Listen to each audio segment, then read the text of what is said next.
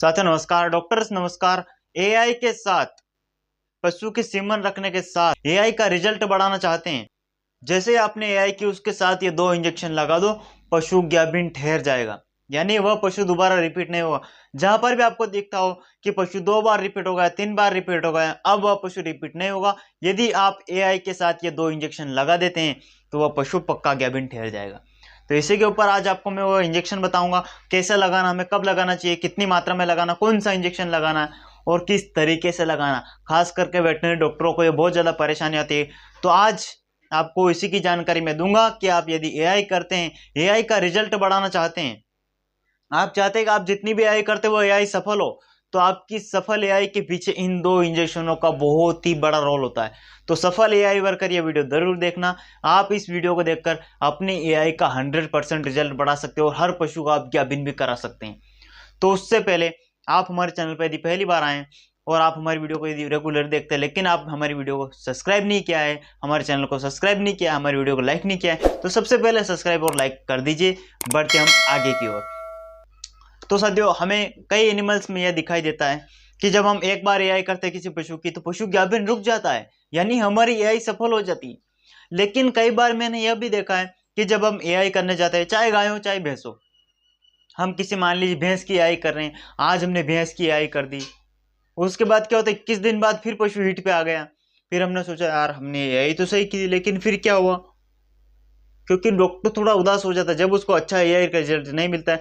जब बीज रखने के बाद, जब सीमन रखने के बाद जब कोई पशु ग्याबिन नहीं होता है तो डॉक्टर बहुत ज्यादा उदास हो जाते हैं। तो वो सोचते हैं यार क्या करें, चलो दोबारा से एआई कर देते हैं। वह फिर जाते हैं, फिर 1 सीमन की जगह 2 सीमन रख के आते हैं और फिर आपका पशु रिपीट हो जाता है। फिर डॉक्टर बोलते हैं कि यार इसमें अब क्या करें हम, जिससे हमारी एआई सफल हो, जिससे हमें अच्छा एआई का रिजल्ट मिले। लेकिन उससे पहले आपको ध्यान रखने वाली बात एक और है कि आप उस पशु को अच्छे से पहले चेक कर लीजिए कि कहीं उसकी बच्चेदानी में इन्फेक्शन तो नहीं है, कहीं उसी की बच्चेदानी से पस मौत पायोमीटर तो नहीं आ रहा है। यदि वह आ रहा है तो आप चाहे 10 छोड़कर 20 एआई भी कर देंगे ना, फिर भी वह पशु, वह गाय, वह भैंस ग्याबिन नहीं होगी। तो अब डॉक्टर सबसे पहले आप वो ध्यान दें, पशु मालिक से पूछ ले कि अगर इसकी बच्चेदानी से कोई गंदे तांते आते हैं, क्या इसके बच्चेदानी से बहुत ज्यादा पस मवाद आ रहा है क्या। यदि पशु मालिक बोल देता है नहीं आ रहे, उसके बाद आप उस पशु को चेक करें, उसकी सर्विक्स से चेक करें कि कहीं पर गठान वठान तो नहीं है, उसकी ओवेरी देखे कहीं पर सिस्ट तो बनी हुई नहीं है। यदि यह सब आपको सही मिलता है तो उसके बाद आप क्या करें, जहां पर भी एआई करने जाए ना, वहां पर सही से एआई करके आए, यानी सीमन सही कंपनी का लेना, आपको भैंस की टाइमिंग सही होनी चाहिए। आपका एआई का रिजल्ट आधा तो यहाँ से बिगड़ जाता है। पशु मालिक आपको बुलाता है डॉक्टर साहब मेरी गाय भैंस की आप एआई कर दीजिए, सीमन रख दीजिए, बीज रख दीजिए, इसको ग्याबिन कर दीजिए। तो जब डॉक्टर जाता है तब क्या होता है, कई कई बार पशु हीट से निकल चुका होता है, यानी वो परसों हीट पे आया था और आज आप सीमन रख रहे हैं, आप उसको 30 घंटे बाद सीमन रख रहे हैं, तो वह सीमन नहीं काम करेगा। आप पशु मालिक को एग्जैक्ट समय पूछिए कि आपका पशु कब हीट पे आया था। मान लीजिए यदि किसी भैंस आज हीट पे आई, किसी की भैंस आज सुबह हीट पे आई है, तो आप क्या करें, कल दोपहर को बाद उसकी एआई करेंगे तो आपको बहुत अच्छा रिजल्ट मिलेगा। यानी हीट में आने के 18 घंटे बाद हमें कुल उसकी एआई करनी है। आज हीट पे आया तो कल, आज सुबह हीट पे आया तो कल दोपहर तक उसका आपकी एआई करे, आपको बहुत अच्छा रिजल्ट मिलेगा। देन इसके अलावा जहां पर भी आप एआई करने जाते हैं वहां पर आप क्या करें, उस हर पशु में आप 2 सीमन रखिए, 1 सीमन नहीं रखना। हर एनिमल्स में अब यदि आप 2 सीमन का प्रयोग करेंगे तो आपको रिजल्ट बहुत अच्छा मिलेगा एआई का। देन इसके अलावा आपको क्या करना है, थाइविंग सही से करना है, ये सब काम आपको करना है। इसके बाद जब आप एआई कर दे, तीनों हॉर्न पास करके एआई कर देते या 2 हॉर्न पास भी कर देते और आप सीमन छोड़ देते तो भी आपका पशु ग्याबिन रुक जाता है। यदि आप तीनों हार्मोन क्रॉस करके फिर सीमन छोड़ते तो प्रेग्नेंट होता ही होता है। लेकिन हमें ये टाइम का ध्यान रखना है सबसे पहले कि कब पशु हीट पे आया और हमें कब उसकी एआई करनी। देन इसके बाद हमें एआई करने के बाद यदि आपने किसी गाय की एआई आज कर दी, किसी भैंस की एआई आज कर दी, ठीक है, इसके तुरंत बाद जो हमारा इंजेक्शन आता है, 2 इंजेक्शन बताऊंगा, उसमें से पहला इंजेक्शन आता है हमारा टोनोफॉस्फेन, यानी फास्फोरस का इंजेक्शन। यह टोनोफॉस्फेन आप इंजेक्शन, यदि आपकी गाय भैंस 5 क्विंटल की है तो आप उसको 30 ml इंट्रामस्कुलर लगाइए, 15 इस साइड 15 इस साइड। यदि कोई गाय भैंस 3 क्विंटल या 3.5 क्विंटल या 4 क्विंटल की भैंस है तो आप उसको 20 ml इंट्रामस्कुलर इंजेक्शन लगाइए टोनोफॉस्फेन एक बार। एआई कर दी, उसके तुरंत बाद ये लगाइए, ये काम करेगा आपकी गाय भैंस को गाभिन ठहराने के लिए। देन इसके अलावा यहाँ पर बहुत बड़ा रोल रहता है पशुओं में विटामिन ई सेलेनियम का। आप एक बार एआई करने के तुरंत बाद पशु को विटामिन ई सेलेनियम का इंजेक्शन जरूर लगाइए।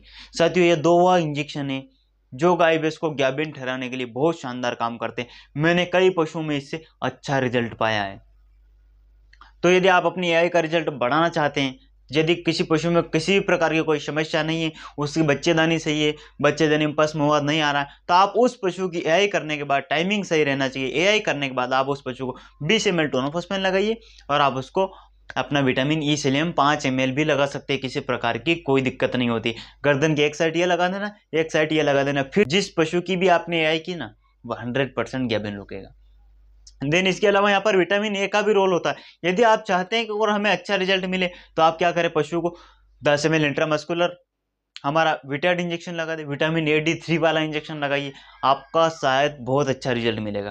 तो साथियों, मैंने जो कंडीशन बताई आप इन कंडीशन में ये इंजेक्शन लगा सकते हैं, आपका जो एआई का रिजल्ट है 100% बढ़ेगा, मैं गारंटी के साथ कहता हूँ। तो कई डॉक्टर बोलते हैं, फिर कई डॉक्टर बोलेंगे कि आपने 2 इंजेक्शन बताए, आपने 3 इंजेक्शन बताए, क्या हम यहाँ पर डुराप्रोजन नहीं लगा सकते? क्या लगा सकते हैं ना, लेकिन कब लगाना है? मान लीजिए जब पशु रिपीट होता है तभी पशु को डुराप्रोजन लगाना है। ऐसा नहीं कि आप जहां पर भी एआई करने जाए सबको डुराप्रोजन मार रहे, सबको डुराप्रोजन मार रहे, नहीं नहीं नहीं, ऐसी गलती बिल्कुल नहीं करना है। ऐसी गलती करोगे तो बाद में पछताओगे। और मैं जो बता रहा हूं ना, ये टोनोफॉस्फेन, विटेड इंजेक्शन, विटामिन ई सेलेनियम, ये हम किसी भी पशु को किसी भी समय दे सकते हैं। इसका कोई साइड इफेक्ट नहीं होता है, ये अच्छे परिणाम के लिए हम दे रहे हैं। जब हमारा पशु 2 से 3 बार, जब पशु रिपीट हो जाए, बार बार हिट में आता है, फिर हिट में आता है, एआई करने के बाद फिर हिट में आता है, उस पशु के लिए हम क्या करते हैं, ये जो इंजेक्शन देख रहे हैं ना आप, ये इंजेक्शन हम यूज करते हैं उसके लिए। क्योंकि वहां पर हो सकता है कि वहां पर प्रोजेस्टेरोन हार्मोन की कमी हो गई, एस्ट्रोजन जब ज्यादा मात्रा में रिलीज होता है ना, उस एस्ट्रोजन के लेवल को कम करने के लिए हम वहां पर प्रोजेस्टेरोन देते हैं ताकि पशुओं में कंसीशन रेट बढ़ जाए। तो इसीलिए हम वहां पर लगाते हैं जहां पर पशु 2 से 3 बार रिपीट हो चुका है, वहां पर आप इसको एक बार लगा सकते हैं। ऐसा नहीं कि आप हर बार एआई करने हर बार दे रहे हैं, नहीं नहीं, गलती है। और हर पशु को भी नहीं देना है। जहां पर आपने देख लिया पशु आपका बार बार रिपीट हो रहा है, एआई का रिजल्ट नहीं मिल रहा है, बहुत ज्यादा परेशान हो गए, वहां पर आप एक बार ये इंजेक्शन डुराप्रोजन इंजेक्शन लगा सकते हैं। बाकी आपको मैंने जो बताया, जो इंजेक्शन विटामिन ई सेलेनियम है, विटेड है और इसके साथ टोनोफॉस्फेन है, ये आप किसी भी पशु को किसी भी समय लगा सकते हैं। इसका कोई भी पशु में साइड इफेक्ट देखने को नहीं मिलता है, इससे हमें बेनिफिट ही मिलता है। ठीक है, तो डॉक्टर हमारी वीडियो आपको पसंद हो तो वेटनरी डॉक्टरों के साथ जरूर शेयर करना, कॉलेज स्टूडेंट के साथ जरूर शेयर करना, हमारी वीडियो को लाइक, कमेंट और सब्सक्राइब भी करना। तो साथ में मिलते हैं किसी नेक्स्ट वीडियो में, तब तक के लिए जय हिंद, जय भारत।